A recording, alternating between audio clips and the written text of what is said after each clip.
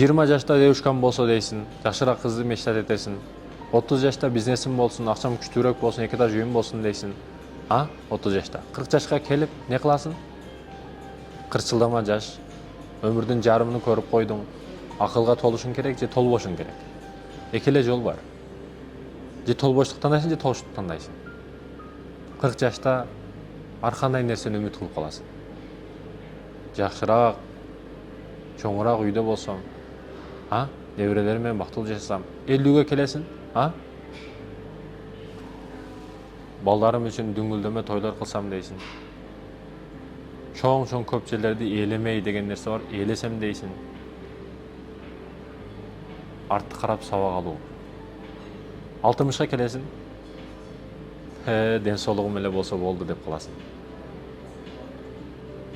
Төшөккө өлдөбөй, өзүм дааратканага эсен-аман барып келсем деп каласың. Бирок 70-ке келип, кана эле бир күн же бир жыл жашасам деп каласың. Айтайын дегеним, өмүр өтүп атат, убакыт өтүп атат. Сенин каалоолоруң чексиз, адамдын каалоолору чексиз. Бирок бакыт мына бүгүн, азыртан башталат. Бактылуу болуп жашаганды азыртан башта.